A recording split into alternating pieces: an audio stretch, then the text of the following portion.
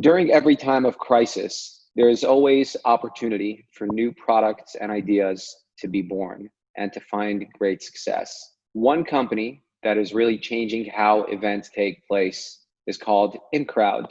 I have the pleasure and honor of interviewing the founder, Bubba Ginnetty, based out of Los Angeles, to tell us a little bit more about how his company has created a virtual arena. You have to check this out. It's a way that you can interact with your audience when you're hosting a Zoom event. So it really, really brings the people right into your living room. Really, really cool concept. I was excited about it as soon as I heard what he was doing. And I'm really grateful that we had the opportunity to hear his story, learn more about his company, and share this moment with you.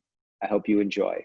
InCrowd is an interactive audience experience that was spawned during the COVID, and we just it's a special way for fans to get connected with their artists and artists to get connected with their fans in a way that's digital but also feels very human. It's a very, very intimate interaction, even though we're operating and interacting in very different places. So a lot of people want to kind of make this a supplement for the times, although it is a great supplement for the times that's projecting us into the future. We think that the future, even after the pandemic, and crowd has a home in all forms as well as television, and for a variety of different reasons. So we're really excited about where we're headed, and we're really excited about the reactions we're getting from performers that we are having here already. Yeah. So from what it looks like for me in pictures, just to elaborate on it, so it's almost like a simulated arena, if that's the right way to describe it. I like to call it a simulated arena. That's awesome. Yeah, because we have the capacity of an arena. We actually have the capacity of a stadium. Okay. So we can do a ticketed show up to 50,000 people and sell tickets for it. It's a tiered ticket situation, but we also do recorded stuff, and we have television concept, virtual. I don't like the word virtual because it seems like kind of disconnected. I prefer interactive or simulated, like you said, and that's exactly a good way to describe it. Yeah, so it's a stage. It's got all the cameras, and then you're just surrounded with. Is it multiple LCDs or is it several large LCDs around you? Yeah, it's a curved LED wall that spans like you would in the amphitheater or like a traditional large size venue. And then we have upstage LED elements that, create depth for the performance space. But, we kind of have side elements that can put like branding things as well as like, make it look really pop depending on who the artist is. So we also create 3D animation content in-house. So we're able to manipulate the space and do whatever you want. I mean, we could have the audience on there, make them disappear, bring them back. We can make virtual backgrounds to complement content so it looks like a mural. There's a bunch of you can do to really look like an experience that people haven't had before. Okay. And what's your background? My background is I've been a stage designer and production manager for over a decade. For some pretty big artists like, DJ Snake, Dead, Chami, work with French, different artists. And I come from the music world, career-wise, and I've been pursuing stand-up comedy as a stage performer and a comic for about 8 years. Guy behind the guy, making the guy on stage look great. Yeah. Look innovative, and I've also been writing and performing, stand-up as an artist, as an artistry, and for myself for a long time.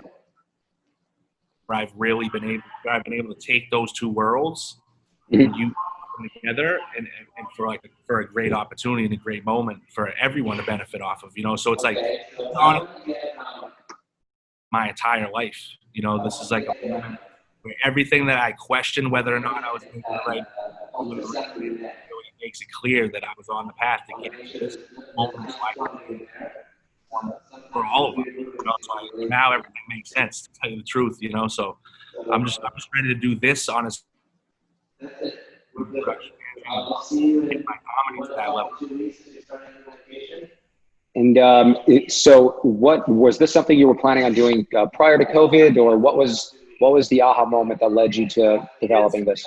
We had ideas for things like this, like embedded in concepts for tours and stage design and stuff. We knew the world was going in this direction, and we would try to meet them halfway and kind of like, because you can't just an overbearing and some new way of things happening. So we had ideas to implement this previously, but not in this way. So like once we started the music streaming stuff straight out of the pandemic, one of our tours got canceled. We all got sent home, and we were like, we gotta start streaming. Like that's what this business is gonna be for at least for now.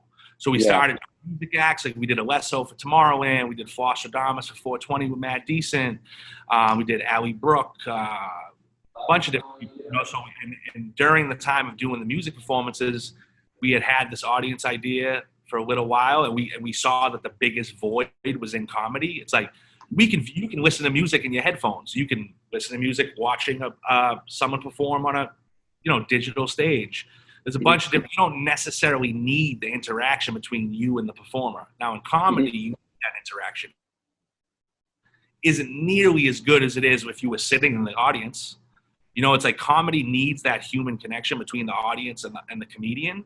So and being a comedian myself, I was like, we have to do this, And at first, I wasn't sure if it was going to work. Technically, we were like, is the audio going to translate?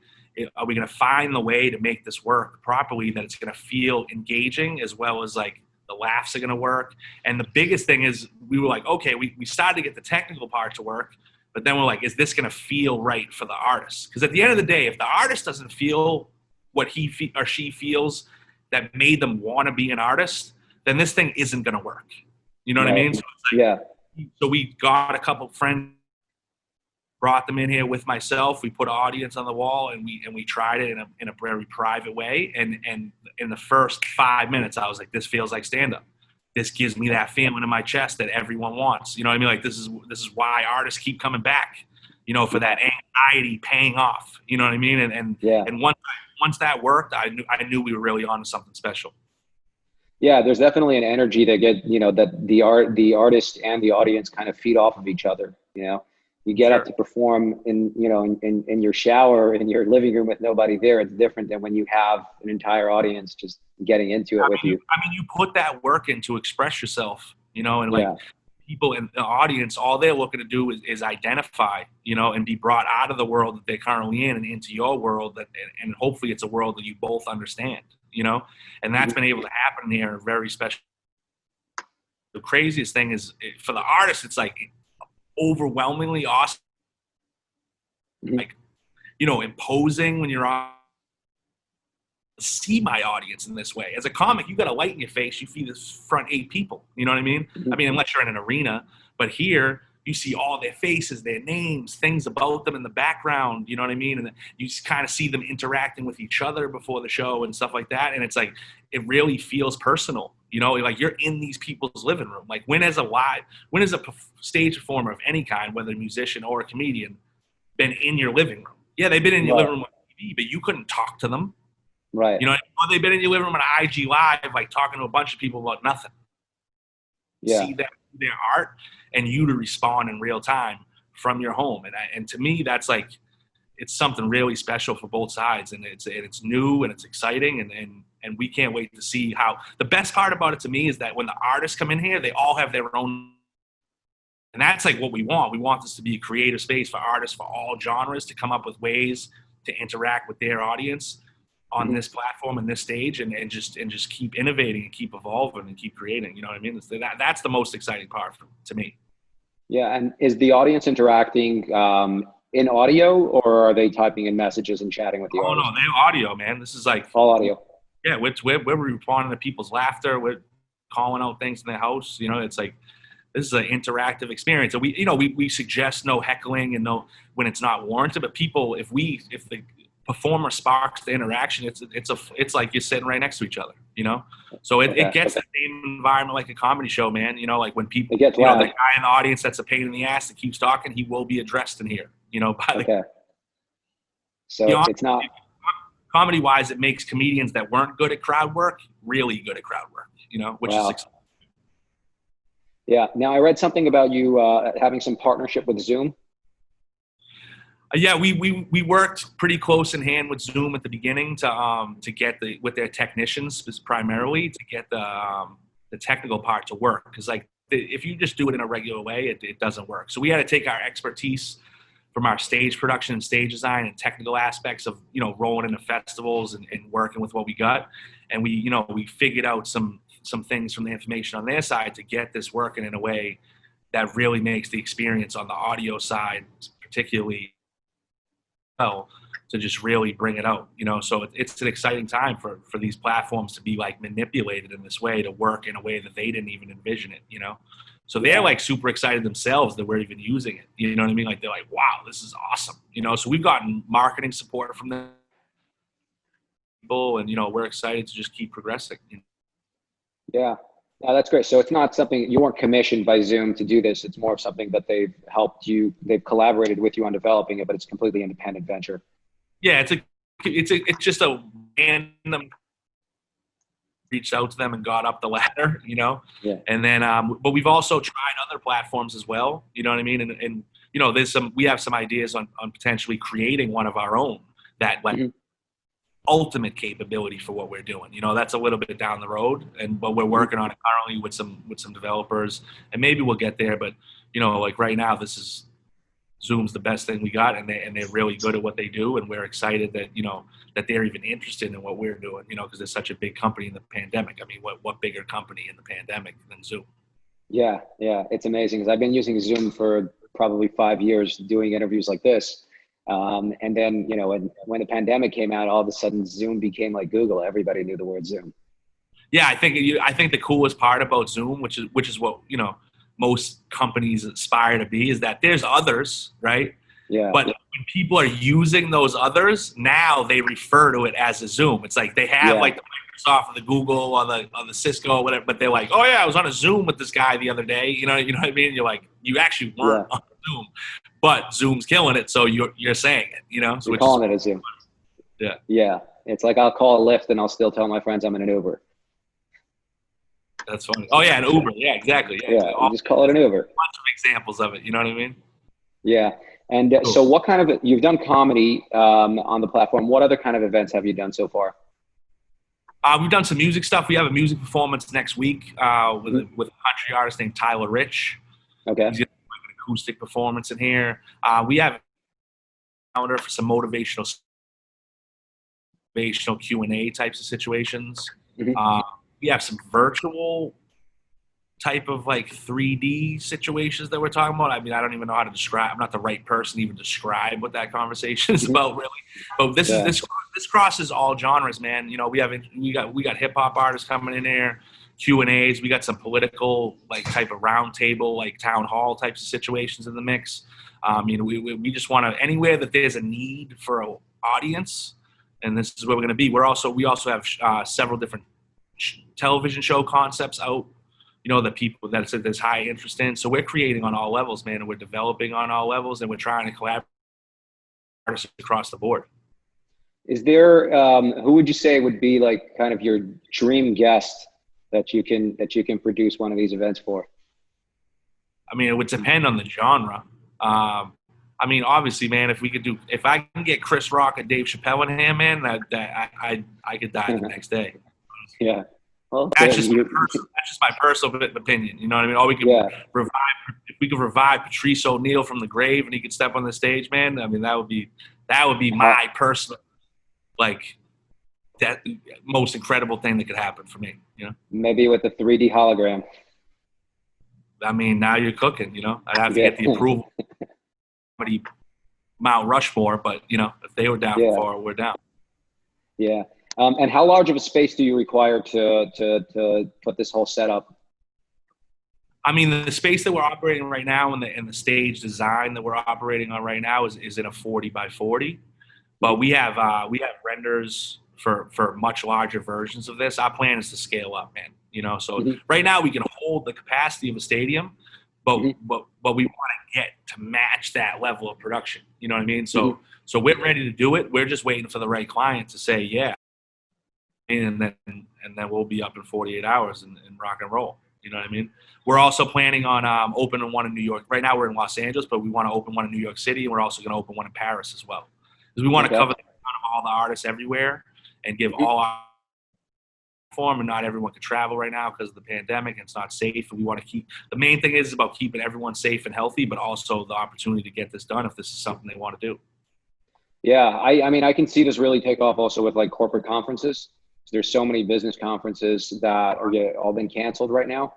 You know, we see big. I'm based in Miami Beach, and you know, we feel that impact a lot because a lot of the local economy is dependent on tourism and conventions and conferences. You know, like Art Basel didn't formally announce that they're canceling yet. I've been down there for Winter Music every year for the last Yeah. decade. I know how that city got those events, man. You know, and it's like, yeah, we have some talks about stuff like that. We have some like press junket conversations going on for like film releases and, you know, Q&As for promos. You know, I mean, this is a platform for anywhere for an interaction to happen. You know what I mean? And we're just excited. We got we shot a podcast in here, you know, Kill Tony with Tony Hinchcliffe.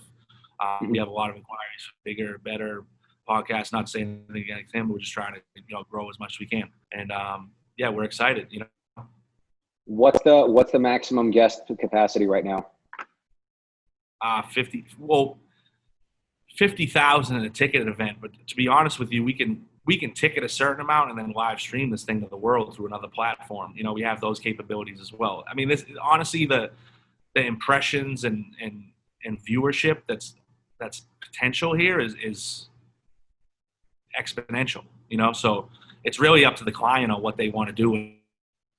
You know, we you know, the only thing that's required is that we put those people on the wall that want that real interactive experience. But as far as the viewership to just watch the event and connect from home, I mean, the opportunity is endless, the numbers are endless. But ticketed wise, we're that of a stadium. Okay. And so it's a pretty innovative concept. I don't think I've definitely not seen anyone do anything like this before. What's been the biggest challenge for you in, you know, bringing this idea to reality and to where it is today? I mean, the biggest challenge to me has been the challenge that I knew was going to be the challenge, which is getting powers that be and the people that like to wear suits and sign documents and approve funds to adapt and evolve their brains to wrap their head around that this can work, that this is stay, and that this is something their clients should do. You know, and I think it's like when Netflix came out, they were like, why would we want to pay to stream something that like shows old TV shows and movies I've already seen? How do you like me now? You know what I mean? So it's like, I'm not trying to get cocky like we're on a Netflix level, but it's like my experience has been that people didn't believe Netflix could be what Netflix is. And, you know, out of their control is their biggest enemy, you know? Yeah. Same with Zoom. I mean, it's happening, man. We're in a new world, man. The dinosaurs are going to go extinct, unfortunately. You know what I mean? I mean, maybe we leave that part out, but like, you know, like that's kind of like, that's how it is. The people that get it, and the people that get excited, you know? So all we're trying to do is work with people that get it, that get excited. And as people start to get it and start to, you know, see it usable for their world or their client, we're here with open arms, you know? Can you see this one day integrate with like Major League Sports? This we actually haven't. I mean, what the Major League Sports do, and they're all doing it differently. You know, what we're doing differently is that from them is that, you know, we're incorporating the audio part, which is actually the most difficult part, which is why they're not doing it. You know, like they had conversations about it. Like, are we going to have 2K like simulated voices? Are we going to have people live like yelling from their house? Are we going to like record people clap? It's like that part is very difficult, and we figured it out. You know, we figured out how to work for this space, and we actually have inquiries for brands to do like, you know, celebrity basketball types of events, and we have a design and platform and execution plan for those. And you know, we're just going to get in where we fit in when it comes to that stuff. You know, any plans to come to Miami? What'd you say? Any plans to open shop in Miami? I mean, there's a ton of artists that live in Miami, man. If I can get one in Miami, I'm there, you know. I'm just taking the next right action, you know, and if it takes us to South Beach like LeBron, I'm down. Gotcha. Perfect. Great. Anything that you would like to share with our audience that we didn't cover? I mean, I just want everyone to have this experience, man. You know, we've had people that have the COVID on the wall from home, you know, where nothing that's been this fun or intimate for them in weeks because they can't be around anybody. And like, this is just an experience for everyone to experience at some time. And I think once you come in here and you have this experience once, you're going to want to keep coming back, you know, and I just hope that artists see the vision like we do, and we can collaborate to make something extraordinary together. Yeah. And is there a way that anyone listening or reading this is able to attend one of your upcoming events just to kind of get the experience as a guest? Yes, you can go to our website, which is InCrowd.studios, or you can go to our Instagram. The comedy Instagram right now is InCrowd Comedy, at InCrowd Comedy. So you go to the website for all the events, so you can go to the Instagram for most of the comedy stuff, or you can, you can reach out to me directly at Bubba Ginnetty on Instagram. Awesome. So then they can just sign up and check out one of the events and get a better idea of what you're doing. Yeah, they don't even need to sign up. You know, they just see whatever we're promoting or whatever we're showing that we have up next, and they can just kind of purchase tickets, or, you know, or we got something for free going on that we're doing with a brand. They can see that as well, and you know, all the capabilities to be a part of the InCrowd will be listed. Awesome. Great. Thank you so much. I love the concept. Thank you, man. I appreciate it, man. I appreciate you guys showing us some love, man. This is awesome. Of course.